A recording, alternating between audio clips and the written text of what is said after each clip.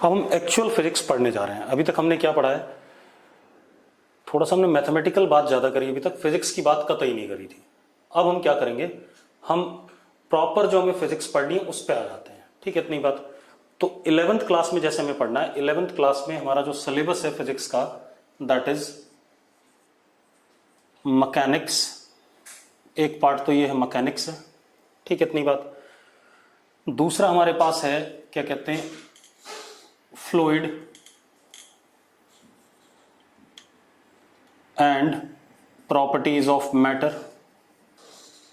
मैं सिर्फ main part बता रहा हूं, इसमें बहुत सारे चैप्टर्स आएंगे सब जगह। Fluid and properties of matter.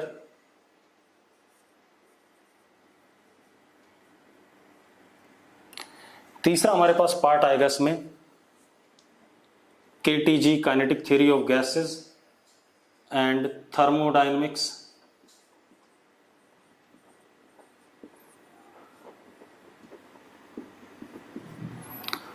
बाद में हमारे पास आएगा oscillations and wave.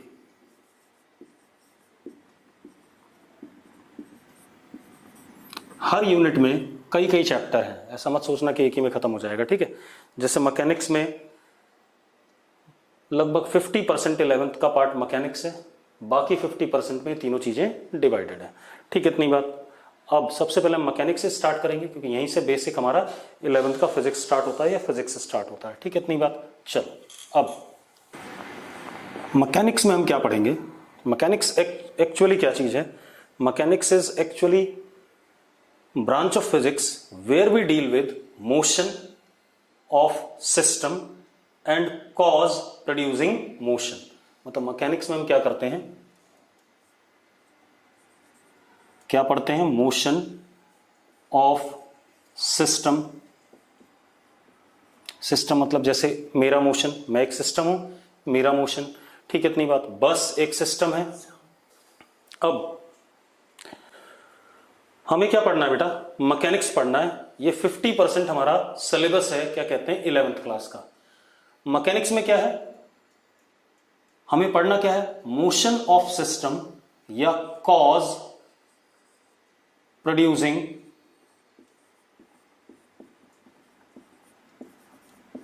Motion of system.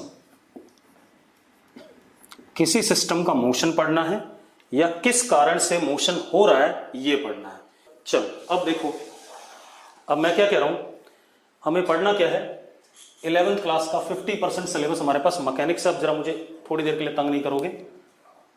Syllabus is what, mechanics. Mechanics में हमें पढ़ना है मोशन। बताता हूं मोशन क्या होता है, मोशन ऑफ सिस्टम, अभी एक्सप्लेन करते हैं। दूसरा हमें पढ़ना है कॉज प्रोड्यूसिंग मोशन। ये दो चीजें पढ़नी है, motion of system and cause producing system. अब मोशन मतलब मैं अगर अपने आप को एक सिस्टम मानता हूं तो मैं कितना डिस्टेंस चला, कितना डिस्प्लेसमेंट चला, कितनी स्पीड से चला, कितनी वेलोसिटी से चला, किस एक्सेलरेशन से चला, वो सारे पैरामीटर किस में आते हैं, मोशन में आते हैं। दैट इज कि डिस्टेंस कितना ट्रेवल करा मैंने, अगर मैं अपने आप को सिस्टम कहता हूं, डिस्प्लेसमेंट कितना ट्रेवल करा मैंने,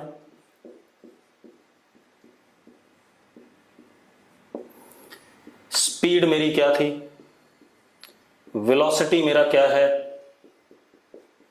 और एक्सेलरेशन एंड एक्सेलरेशन। ये सारे पैरामीटर हमें किसमें पढ़ने, मोशन ऑफ सिस्टम में। ठीक है, इस ब्रांच को, मोशन ऑफ सिस्टम वाली ब्रांच को हम कहते क्या है, इस सारे को जो हम पढ़ते हैं किसी सिस्टम के लिए, इस ब्रांच को हम कहते हैं काइनेमेटिक्स। क्या कहते हैं, काइनेमेटिक्स। ठीक है, इतनी बात। उसके बाद किस वजह से मैं चल रहा हूं, कितनी स्पीड से चल रहा हूं उसका कारण क्या है, कितनी वेलोसिटी चल रहा हूं उसका कारण क्या है, कितना एक्सेलरेशन मेरे पास उसका रीजन क्या है, लॉजिक क्या है, वो सारा कॉज प्रोड्यूसिंग में आता है। और इस चीज को हम कहते हैं क्या, डायनामिक्स। क्या कहते हैं, इस ब्रांच को हम कहते हैं डायनामिक्स। तो एक्चुअल में mechanics is divided into two categories, kinematics and dynamics.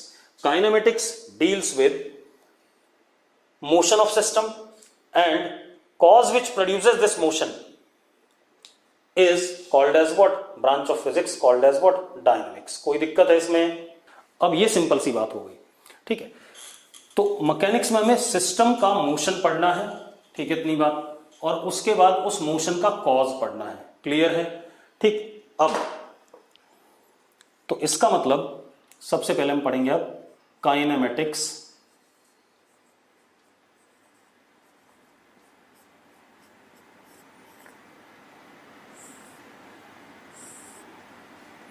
It is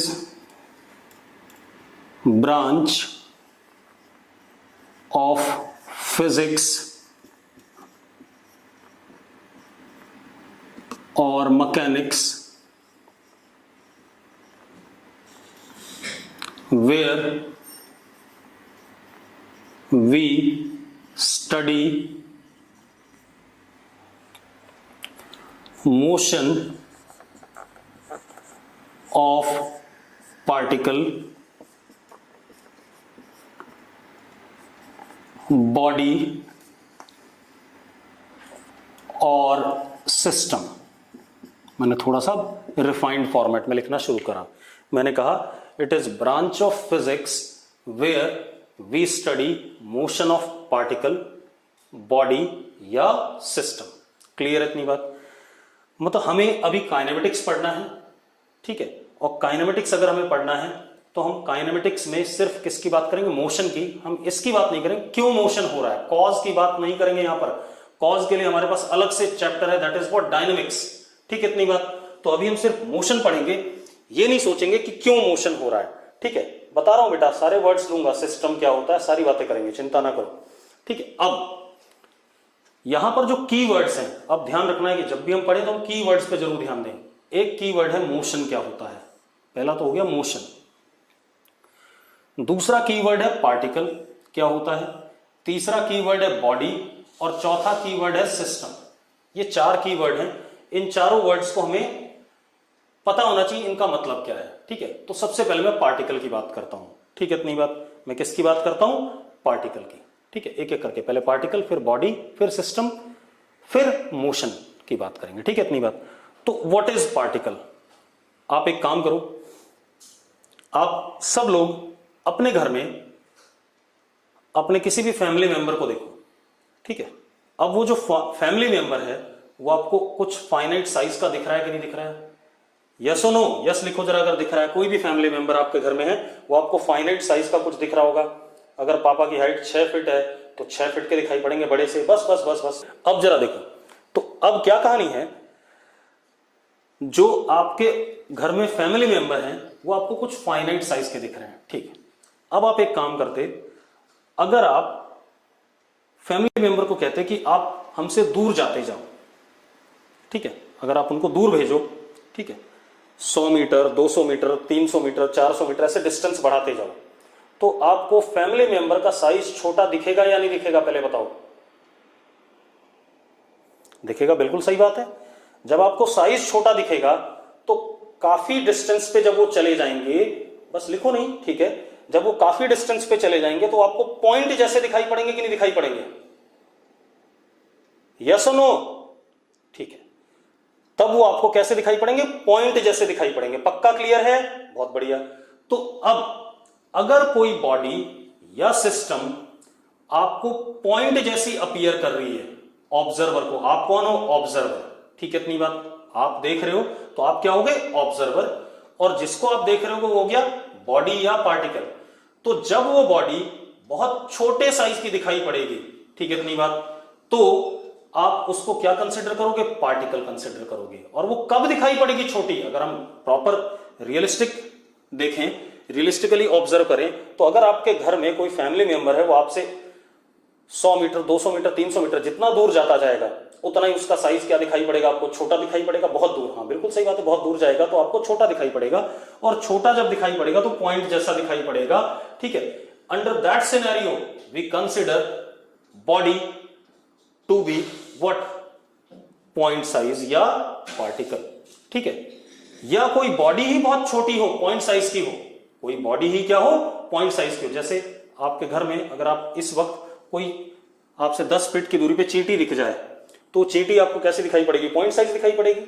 तो आपका वो बॉडी क्या हो जाएगा, पार्टिकल कंसिडर किया जाएगा। तो अब पार्टिकल की बात क्लियर हो गई।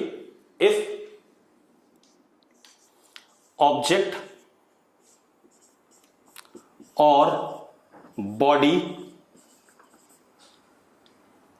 appears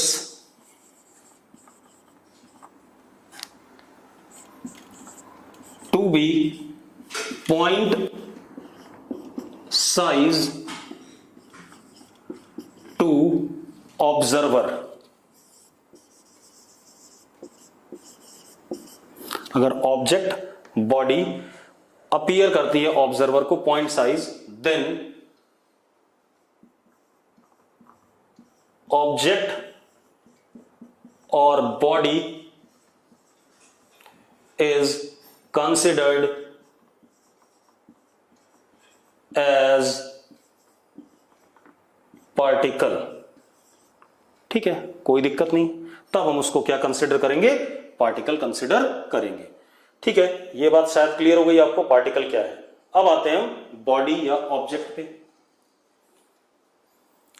अब आपके घर में आपका कोई फैमिली मेंबर है, वो आपके आसपास है, तो आपको क्या वो पॉइंट साइज दिखाई पड़ेगा, बिल्कुल नहीं। या आपके घर में आपके सामने कोई टीवी रखा हुआ है, तो टीवी के आपको पॉइंट साइज दिखाई पड़ रहा है, बिल्कुल नहीं। तो that television is what, finite size की बॉडी। ठीक है, तो अब if object appears to be finite size to observer, then we say object to be body. तब हम बॉडी कह देंगे या ऑब्जेक्ट कह देंगे जब पॉइंट साइज दिखाई पड़ेगा किसको, सॉरी पॉइंट साइज नहीं, जब फाइनाइट साइज दिखाई पड़ेगा किसको, ऑब्जर्वर को। क्लियर है? अगर ये दोनों बातें क्लियर तो यस लिख दो फटाफट। बेटा पॉइंट साइज फाइनाइट नहीं होता है, पॉइंट साइज क्या होता है, टेंडिंग टू जीरो। ठीक है, इतनी बात, टेंडिंग टू जीरो है, फाइनाइट जरूर है लेकिन वो बिल्कुल ही निकम्मा सा है फाइनाइट। फाइनाइट मतलब कुछ उसकी हो डायमेंशन, 1 मीटर 2 मीटर कुछ तो दिखाई पड़े भाई। ठीक है, इतनी बात। पॉइंट का मतलब कि क्या कहते हैं, पॉइंट साइज का कोई पर्पज नहीं है, पॉइंट साइज बहुत ही छोटा हो गया। ठीक है वो भी finite, but that is not क्या कहते हैं, बॉडी। बॉडी हम उसको कहते हैं जिसका साइज थोड़ा सा बड़ा हो, 1 मीटर 2 मीटर कुछ तो साइज हो। पॉइंट का मतलब बिल्कुल ही साइज क्या, जीरो, तो उसको पार्टिकल कहते हैं। जब पॉइंट साइज दिखाई पड़ेगा तो पार्टिकल कहेंगे, जब उसका कुछ साइज दिखाई पड़ेगा फाइनाइट साइज, तो उसको हम क्या कहेंगे, बॉडी या ऑब्जेक्ट कहेंगे। अब अगली कहानी, अगला आता है हमारे पास सिस्टम ऑफ पार्टिकल्स। सिस्टम आता है, ठीक है इतनी बात। तो सिस्टम देखें, सिस्टम क्या चीज है। अगर आपके घर में मान लो 5-6 फैमिली मेंबर हैं और आप ऑब्जर्वर हो, आपके घर में कितने फैमिली मेंबर हैं, 5-6 फैमिली मेंबर हैं और आप ऑब्जर्वर हो, और आप उन 5-6 का मोशन एक साथ पढ़ना चाहते हो, तो ऐसे देखो, आपके फादर साहब यहां हैं, मदर यहां है, कोई ब्रदर है आपका यहां है, सिस्टर कहीं यहां है, ठीक है, और आप ऑब्जर्वर हो यहां पर। आप इन सब को एक साथ पढ़ना चाहते हो, बहुत सारी बॉडीज को या बहुत सारे पार्टिकल्स को जब कोई ऑब्जर्वर एक साथ पढ़ता है, तो ये जो क्लस्टर ऑफ बॉडीज या क्लस्टर ऑफ पार्टिकल्स है, that is called as what, system. ठीक है इतनी बात, मेरी बात समझ में आ रही है। मैंने क्या कहा कि अगर आपके घर में कई सारे फैमिली मेंबर हैं, कई सारे बॉडीज हैं, ठीक है इतनी बात, आप ऑब्जर्वर यहां पर बैठे हो और आप इन सबको एक साथ पढ़ना चाहते हो, इनके मोशन को, तो ये क्लस्टर ऑफ बॉडीज या cluster of particles when studied all together, ठीक है इतनी बात, then such cluster is called as what, system. ठीक है इतनी बात। तो क्या हो गया, इफ मोशन या लार्ज नंबर ऑफ पार्टिकल्स, हमें तो मोशन तो बाद में, large number of particles or bodies taken together, then we say it is system of particles or bodies.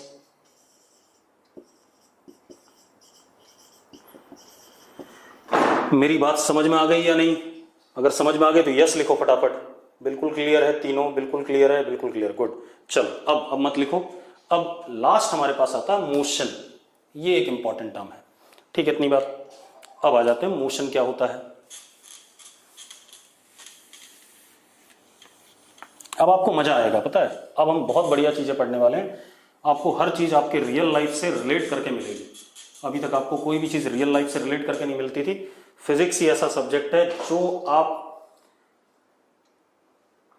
देखोगे अपने आसपास और जैसा आप देखोगे बिल्कुल वैसे ही आपको उनका एक्सप्लेनेशन भी मिलेगा, mathematically as well as logically, theoretically, सब कुछ। अब मोशन मैं ऐसे लिख रहा हूं, रेस्ट एंड मोशन। पहले थोड़ा लॉजिकली समझते हैं, फिर मैथमेटिकली देखेंगे इस बात को। रेस्ट एंड मोशन, ठीक है। अब एक काम करते हैं बेटा,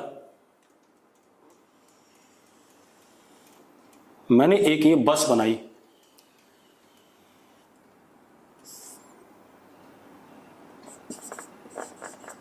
ठीक है।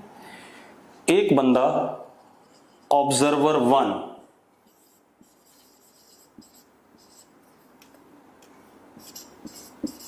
ऑब्जर्वर 1 यहां है, ठीक है। ऑब्जर्वर 2 यहां है, मतलब एक बस की एक चेयर पे बैठा हुआ है।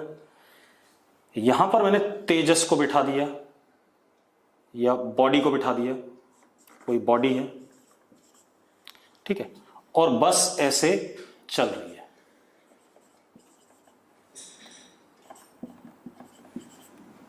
ठीक है। अब मैं आपसे पूछना चाहूंगा,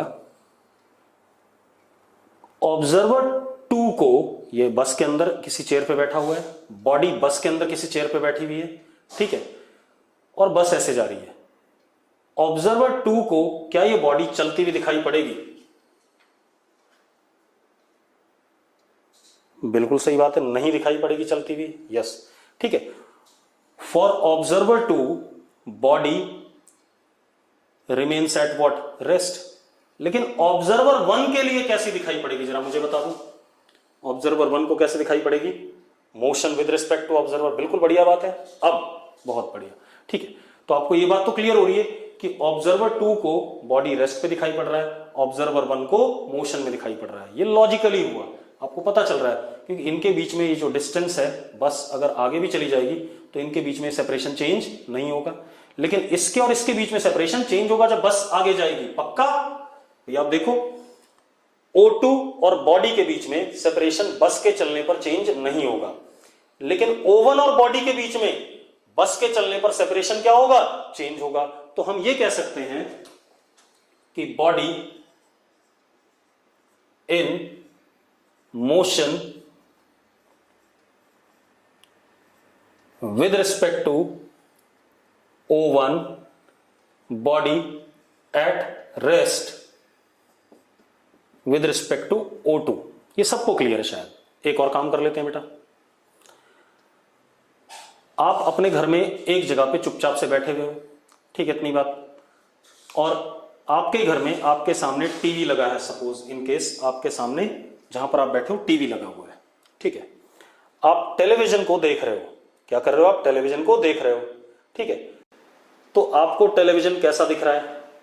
बॉडी कौन हो गया? टेलीविजन हो गया, और ऑब्जर्वर कौन हो गए? आप। तो आपको टेलीविजन कैसा दिख रहा है? रेस्ट पे। बिल्कुल सही बात है, रेस्ट पे दिख रहा है। अब मैंने क्या करा, आपको आपके रूम पे जो पंखा लगा हुआ है उसके ऊपर बिठा दिया और पंखे को चला दिया, ठीक है। अब टेलीविजन कैसा दिखाई पड़ेगा आपको?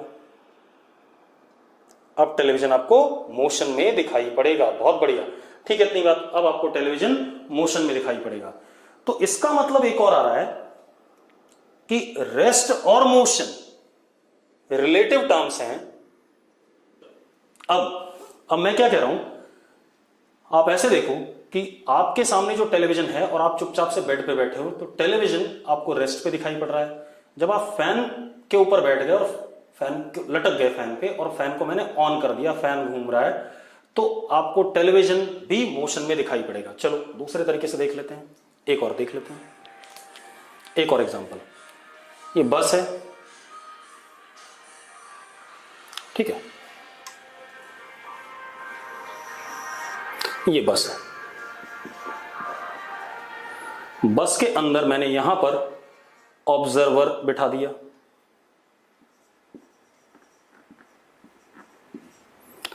यहां पर एक ट्री है, पेड़ है, और बस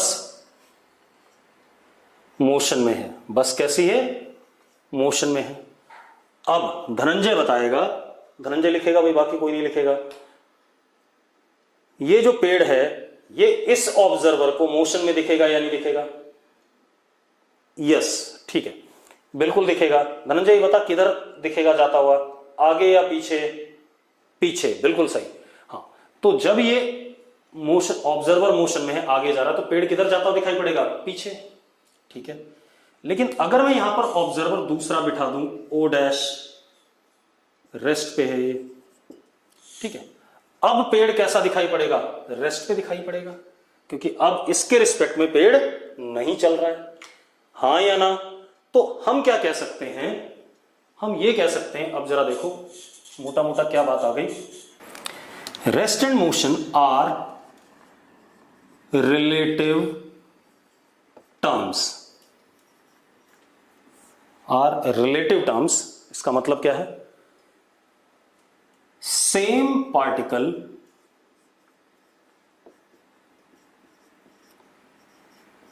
may be at rest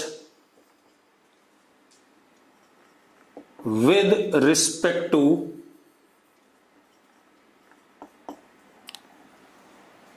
one observer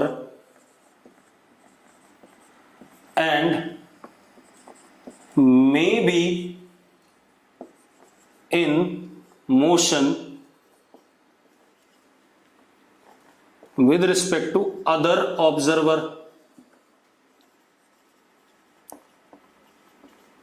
same example देखो, ये हमारे पास बस है, बस के अंदर ऑब्जर्वर 1, यहां पर ट्री, और यहां पर ऑब्जर्वर 2, ये रेस्ट पे है। बस कैसा? मोशन में। आप मजेदार बात देखो, for O2 tree at rest, क्योंकि ऑब्जर्वर पेड़ को कैसा देखेगा, पेड़ कैसा दिखाई पड़ेगा ऑब्जर्वर को? रेस्ट पे। For O1 tree in motion. कोई दिक्कत है इसमें? अगर आपको इसमें कोई दिक्कत है तो मुझे अभी लिख दो। मतलब ये जरूर ध्यान रखना कि कोई भी ऑब्जेक्ट या कोई भी पार्टिकल या कोई भी बॉडी या कोई भी सिस्टम मोशन में है या नहीं है, वो डिपेंड करता है ऑब्जर्वर पे।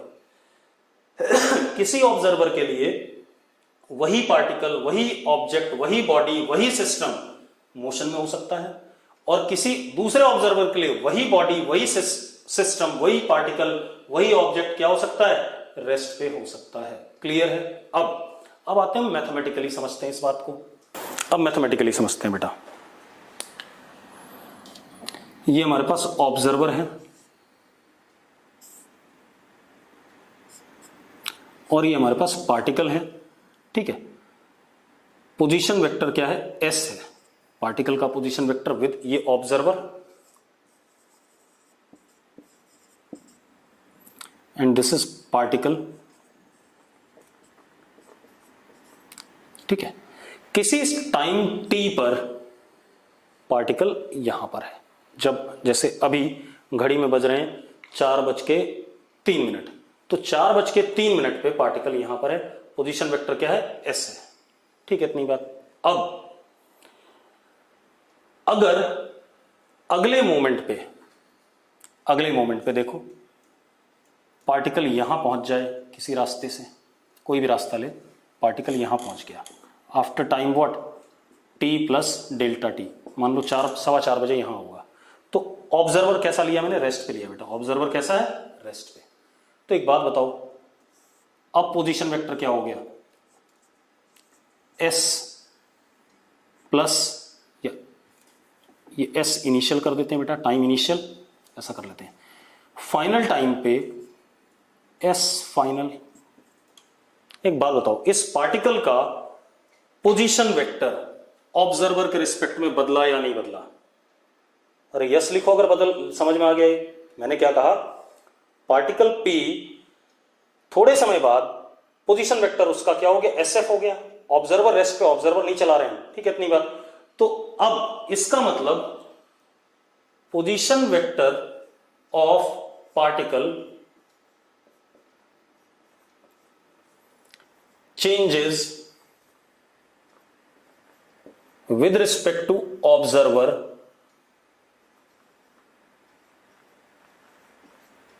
With time. मतलब पोजीशन वेक्टर पार्टिकल का चेंज कर रहा है ऑब्जर्वर के रिस्पेक्ट में समय के साथ। ठीक है, इतनी बात।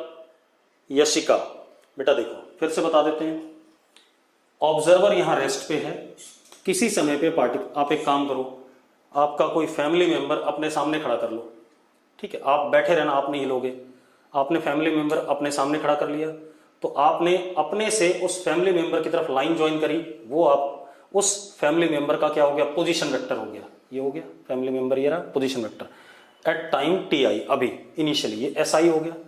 अब वो फैमिली मेंबर क्या करता है, उसे अच्छा नहीं लग रहा आपके सामने खड़े होने में, तो आपसे थोड़ा सा ऐसे खिसक गया, आप अभी भी अपनी जगह पर हो, तो जब वो खिसक गया ऐसे, तो फैमिली मेंबर यहां आ गया, थोड़े समय बाद यहां आ गया, तो पोजीशन वेक्टर अब क्या हो गया, ये इनिशियल और ये फाइनल, ये हो गया एस एफ।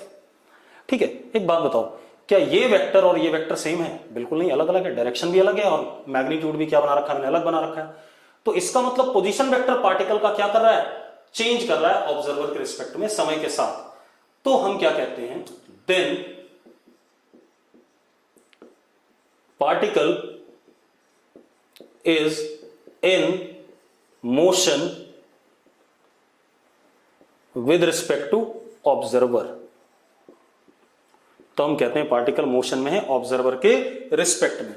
तो बेसिक सी डेफिनेशन क्या है कि if position vector of a particle changes with respect to observer, then we say that particle is in motion. ठीक है, इतनी बात, सिंपल सी कहानी क्या हो गई।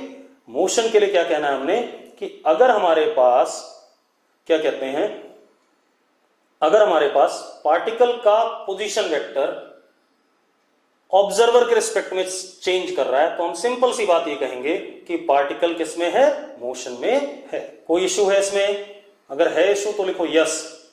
बेटा ऑब्जर्वर, एक ऑब्जर्वर ही होगा एक पार्टिकल को देखने के लिए, दूसरा मैंने पहले ही बोल दिया कि ऑब्जर्वर टू ऑब्जर्वर चीजें बदलती हैं। ठीक है, इतनी बात। तो अगर मैं इस ऑब्जर्वर की बात करूं तो इस वाले केस में इस ऑब्जर्वर के लिए पी किस में है, मोशन में है, लेनोवो। क्या चीज क्लियर नहीं है भाई, लेनोवो जिसका भी नाम है, कंक्लूजन क्या है, कंक्लूजन अभी पूरा नहीं हुआ, करा रहा हूं। ठीक है, रुको और बता देता हूं। ठीक है, ये आ गया।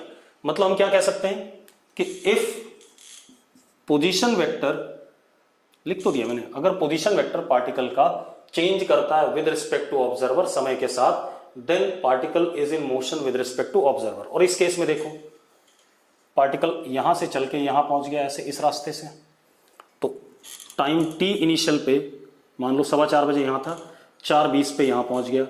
तो जरा देखो, ये पहला इनिशियल पोजीशन वेक्टर था और ये क्या हो गया, फाइनल पोजीशन वेक्टर। वेक्टर क्या कर गया, चेंज कर गया। देखो इसकी लेंथ इतनी, इसकी लेंथ इतनी, इसकी डायरेक्शन इधर, इसकी डायरेक्शन इधर, तो दोनों वेक्टर क्या हुए, अलग अलग हैं, अलग अलग हैं। तो ये इससे डिफरेंट है, इसका मतलब पोजीशन वेक्टर क्या कर गया, चेंज कर गया। पोजीशन वेक्टर चेंज कर गया तो हम क्या कहेंगे, पार्टिकल किसमें है, मोशन में है विद रिस्पेक्ट टू ऑब्जर्वर। एक और एग्जांपल लेते हैं, इसको मिटाते हैं।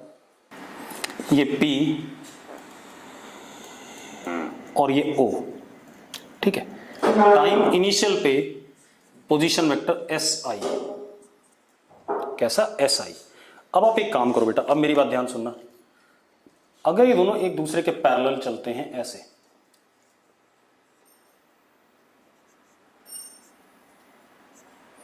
ठीक है, मान लो P एक व्हीकल में है, Q दूसरे व्हीकल में है, सड़क पे दोनों पैरेलल ट्रैक पे चल रहे हैं और सेम स्पीड से चल रहे हैं, वेलोसिटी से।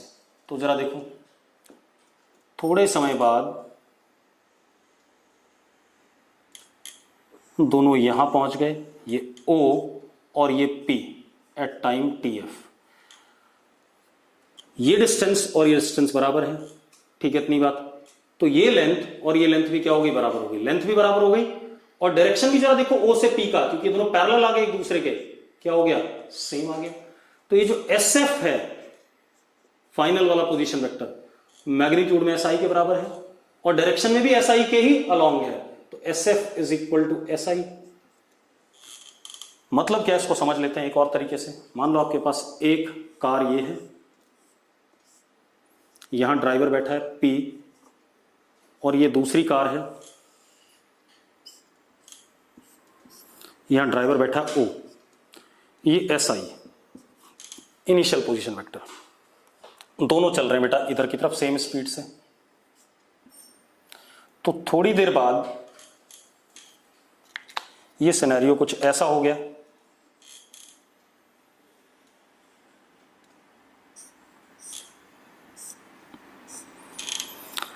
अब आप एक चीज देखो, O यहां पहुंच गया, P यहां पहुंच गया, ये लेंथ और ये लेंथ बराबर और डायरेक्शन भी क्या है, सेम। तो हम क्या कह सकते हैं, SF is equal to what, SI। SF is equal to SI मतलब final position vector is equal to what, initial position vector. तो हम क्या कहेंगे, there is no change in position vector of particle with respect to observer, therefore P at rest with respect to O। आप एक काम करना, आज एक काम करना, आप क्या करो, दो बंदे अपने घर में, ठीक है, इतनी बात, आपने अगल बगल चलना शुरू कर देना। मतलब आप एक काम करना, अपने ब्रदर के साथ में, ब्रदर को बोलना तो बगल में खड़े हो जाए और आप बगल में खड़े हो जाना और दोनों लोग सेम स्पीड से चलने लगना। तो आपके बीच में जो सेपरेशन है वो कभी भी चेंज नहीं करेगा। चेंज नहीं करेगा तो देखो, आप अगर ऑब्जर्वर हो, ब्रदर आपका पार्टिकल है, तो डायरेक्शन उधर की तरफ हमेशा, उधर की तरफ हमेशा, उधर की तरफ हमेशा, और सेपरेशन भी चेंज नहीं हो रहा क्योंकि आप बिल्कुल पैरेलल चल रहे हो, ठीक है, इतनी बात। तो पोजीशन वेक्टर में कोई चेंज नहीं आ रहा क्योंकि पोजीशन वेक्टर ये वाला और ये वाला दोनों की लेंथ बराबर, डायरेक्शन भी क्या, सेम। तो अगर पोजीशन वेक्टर चेंज नहीं कर रहा है पार्टिकल का ऑब्जर्वर के रिस्पेक्ट में, तो पार्टिकल को हम क्या कहेंगे, रेस्ट पे है with respect to observer. Clear इतनी बात। तो अब कंक्लूजन ये है कि अगर ऑब्जर्वर के रिस्पेक्ट में आप पहले से ही दोनों को यूनिफॉर्म मान रहे हो, बिल्कुल मान रहा हूं भाई, ठीक है, इतनी बात, मुझे सिर्फ मोशन बताना है, अभी मैं भी यूनिफॉर्म नॉन यूनिफॉर्म की बात नहीं कर रहा हूं, मुझे मोशन और रेस्ट बताना है, तो मैं उसको एक्सप्लेन कर रहा हूं, ठीक है, ये बातें हम बाद में करेंगे, परेशान ना हो। तो सिंपल सी कहानी क्या है कि अगर पोजीशन वेक्टर पार्टिकल का ऑब्जर्वर के रिस्पेक्ट में चेंज करता है तो particle is in motion with respect to observer, और अगर पोजीशन वेक्टर पार्टिकल का ऑब्जर्वर के रिस्पेक्ट में चेंज नहीं करता है तो particle is at rest with respect to observer. Clear है इतनी बात, कोई दिक्कत है इसमें? अब मजेदार बात देखो, तो लिख दें इस बात को दोबारा से या नहीं? लिखना है तो बोलो यस, और नहीं लिखना है तो लिखो नो। अच्छे से क्लियर है तेजस? ना सर, ना सर, ठीक है। तो मैं एक बार फिर से बोल देता हूं, सुन लो, लिखो नहीं, लिखो नहीं, लिखो नहीं, पहले सुन लो बस, मैं क्या बोल रहा हूं। If position vector of particle changes with respect to observer, ठीक है, इतनी बात, then we say particle is in motion with respect to observer. दूसरा, if position vector of particle does not change with respect to observer, then we say that particle is at rest with respect to observer. Clear है इतनी बात? चलो, अब किसी ने कुछ बोला था अभी यहां पर कि अगर ऑब्जर्वर भी मोशन में हो जाए, ये रहा यार ऑब्जर्वर मोशन में, इस केस में देखो, यही तो एक्सप्लेन कर रहा हूं इतनी देर से, ठीक है, इतनी बात। तो अब आगे बढ़ते हैं, ठीक है। तो ये तो बात हो गई रेस्ट एंड मोशन की। अब काइनेमेटिक्स में हमें क्या करना है काइनेमेटिक्स में हमें पार्टिकल का मोशन ही पढ़ना है। पहले तो हम पार्टिकल का मोशन पढ़ेंगे, फिर बॉडी का पढ़ेंगे, फिर सिस्टम का पढ़ेंगे। सिस्टम का मोशन हम पढ़ेंगे, आगे के कुछ चैप्टर्स आएंगे, system of particles, centre of mass वाला चैप्टर, वहां पढ़ेंगे। तो अभी हम सिस्टम से डील नहीं करेंगे, हम किससे डील करेंगे? पार्टिकल और बॉडी से। क्लियर है? चल, अब तो अगर हमें मोशन ऑफ पार्टिकल स्टडी करना है तो हमें कुछ बेसिक क्वांटिटीज डिफाइन करनी पड़ेंगी। पार्टिकल के मोशन को जो हमने स्टडी करना है तो उसके कुछ बेसिक क्वांटिटीज हैं, उनको हम क्या करेंगे? डिफाइन करेंगे। वो बेसिक क्वांटिटीज क्या क्या है मैं पहले लिखा देता हूं। बेसिक फिजिकल क्वांटिटीज, मैंने कहा था ना सारी फिजिकल क्वांटिटीज 2 साल में कवर होंगी। आपने जो डायमेंशन वाले चैप्टर में या यूनिट एंड मेजरमेंट वाले चैप्टर में क्वांटिटीज देखी हैं, वो सारी क्वांटिटीज 2 साल में पूरी कवर होंगी। ठीक है, तो वहां पर मैंने आपको रटवाई थी थोड़ी बहुत। अब मैं आपको उनको धीरे धीरे हर चैप्टर में कुछ आएंगी, अगले में कुछ आएंगी, ऐसे ऐसे करके 2 साल में खत्म होगा। तो basic physical quantities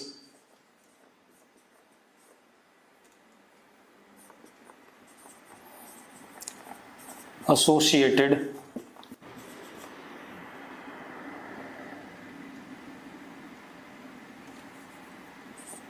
with kinematics।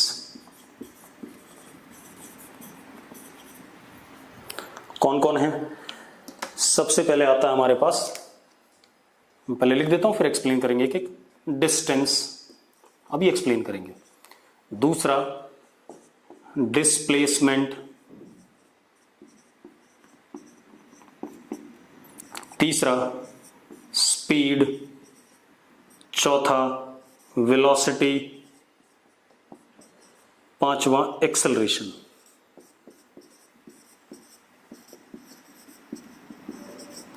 ये ध्यान रखना, डिस्टेंस को मैं हमेशा एल से डिनोट करूंगा। किससे डिनोट करूंगा? एल से।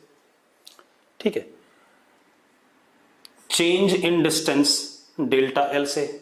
डेल्टा, ये जो डेल्टा लगा रहा हूं इसका मतलब होता है फाइनल माइनस इनिशियल। ठीक है, फाइनल माइनस इनिशियल मतलब कितना डिस्टेंस फाइनल है, इनिशियल कितना डिस्टेंस था, उन दोनों का डिफरेंस। और अगर ये चेंज बहुत छोटा हो तो उसको डिनोट करते हैं हम डीएल से। मतलब अगर डेल्टा एल, जैसे डेल्टा एल मान लो कितना है distance, final minus initial 10 metre है। ठीक है, तो डेल्टा एल से डिनोट किया जाएगा। और अगर फाइनल माइनस इनिशियल 0.000000001 है तो उसको किससे डिनोट करेंगे? डीएल से डिनोट करेंगे। क्लियर है? उसको किससे डिनोट करेंगे? डीएल से। डी मतलब बहुत छोटा सा डिस्टेंस, बहुत छोटा सा, नेग्लिजिबल। ठीक है, डेल्टा एल मतलब फाइनाइट चेंज इन डिस्टेंस, और एल से हम डिस्टेंस को डिनोट करेंगे। ठीक है, डिस्प्लेसमेंट एस से डिनोट करेंगे, बेटा वेक्टर क्वांटिटी है। ठीक है, delta S change in displacement.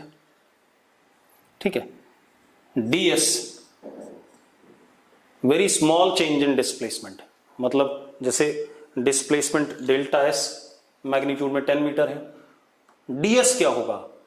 0.000000001, तो बहुत छोटा। तो हम उसको किससे, डेल्टा को किससे डिनोट करेंगे? स्मॉल डी से डिनोट करेंगे। मैथ्स वाले सर ने आपको बता रखा है डिफरेंशिएशन, वही वाली चीजें कुछ आने वाली हैं धीरे धीरे। ठीक है, अब पहले इन्हीं दोनों को देख लें, उसके बाद आगे बात करेंगे। ठीक है, उसके बाद स्पीड और वेलोसिटी की बात कर लेंगे। मिटा दें इसे। अब सबसे पहले आता है हमारे पास distance.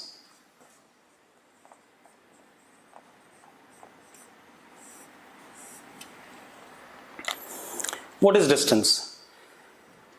Distance is actual length of path traversed by the particle।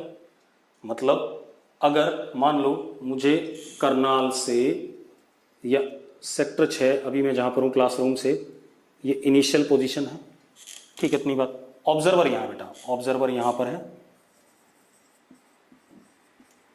Observer हमने रेस्ट पे कर दिया।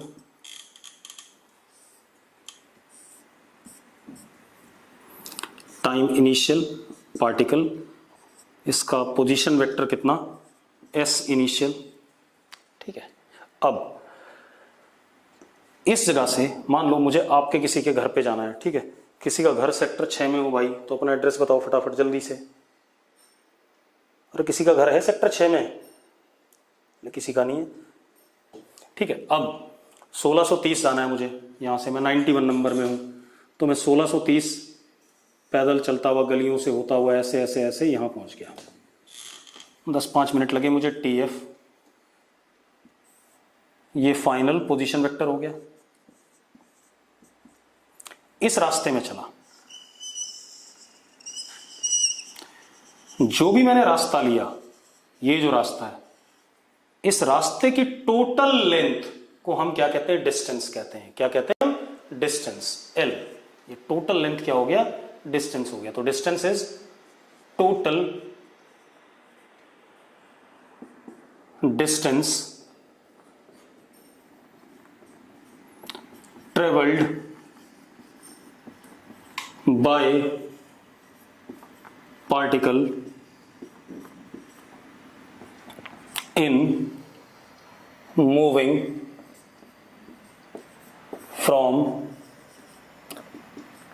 initial to final position।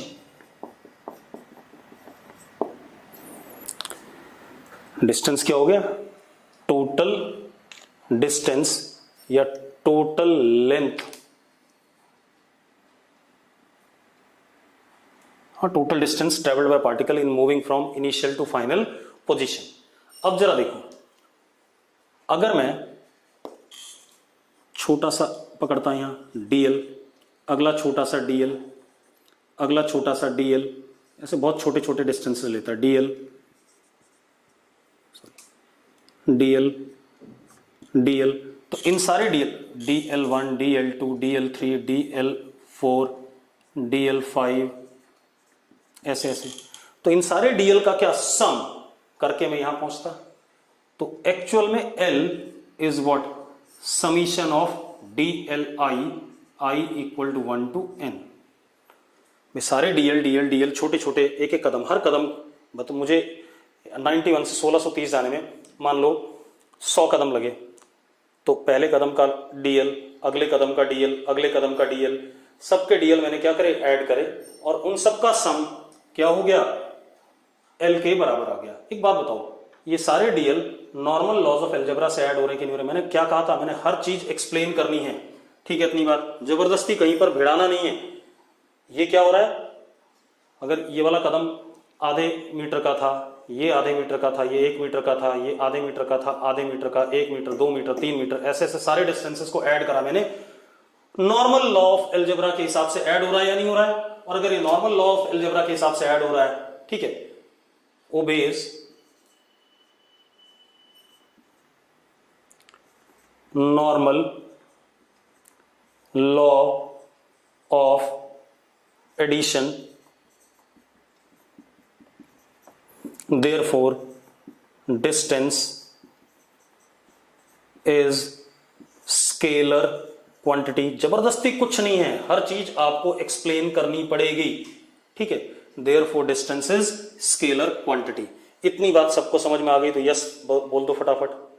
अंश शर्मा, डिस्टेंस तो किसी डायरेक्शन में होगा। भाई मैंने डायरेक्शन की तो बात ही नहीं करी, मैंने तो कहा कि नॉर्मल लॉज ऑफ अलजेब्रा को फॉलो कर रहा है। देखो एडिशन हो रहा है सारा का सारा, इस वजह से देख, पहला कदम मैं चलता हूं आधे मीटर का है, अगला कदम 1 मीटर का है, अगला कदम आधे मीटर का है, अगला कदम 2 मीटर का, 3 मीटर का।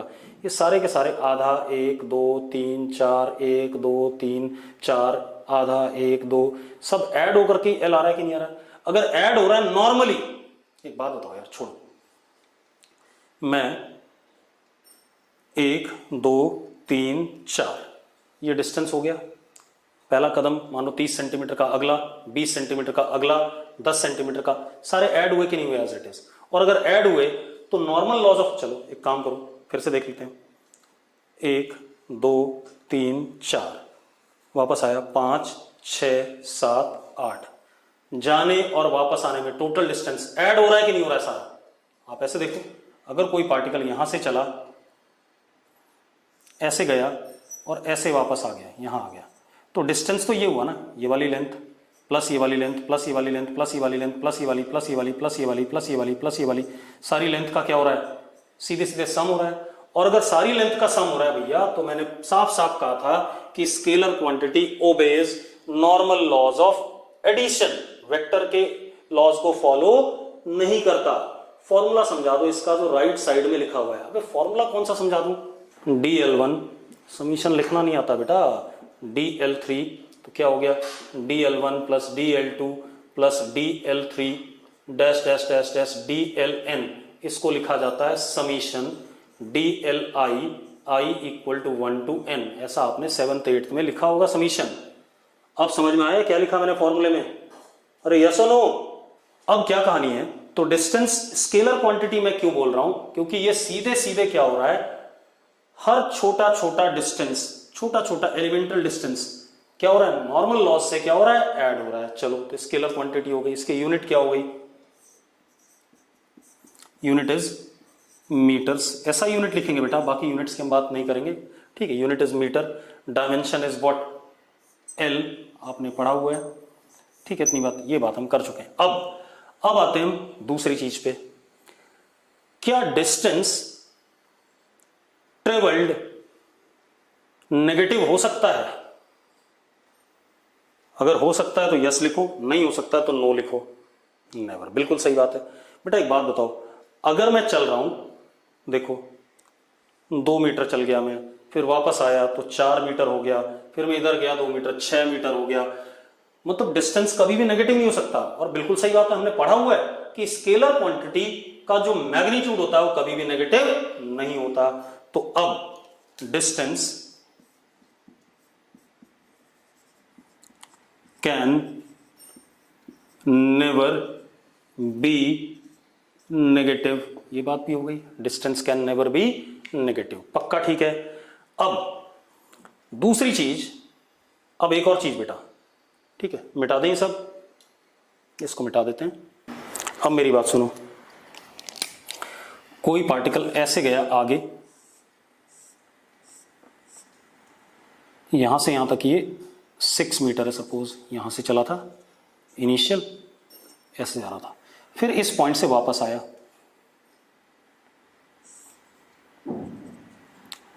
इधर की तरफ कितना 3 मीटर वापस आ गया, ये फाइनल पोजीशन है। ये क्या है, फाइनल पोजीशन है।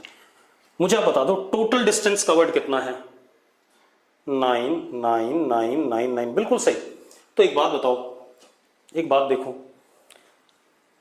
अगर कोई पार्टिकल चलता ही रहे, अगर कोई पार्टिकल चलता ही रहे, सपोज मैं गया 2 4 6 8, अगर मैं चलता ही रहूं ऐसे, तो जो डिस्टेंस होगा वो समय के साथ बढ़ेगा या नहीं बढ़ेगा, हमेशा बढ़ेगा। आप एक चीज बताओ, अगर कोई पार्टिकल चलता ही जा रहा है तो distance covered by the particle, ठीक है, इतनी बात, will always be increasing with time. तो इसका मतलब क्या हो गया कि distance for moving particle always increases with time, ठीक है, इतनी बात। अगर कोई पार्टिकल चल रहा है तो उसका डिस्टेंस हमेशा समय के साथ क्या करेगा, बढ़ेगा। क्लियर है बात? तो यस लिखो फटाफट, बिल्कुल सही। अब आगे बात करते हैं बेटा, इतनी बात हो गई। इसके बाद एक और चीज, अगर हम ऐसे देखें,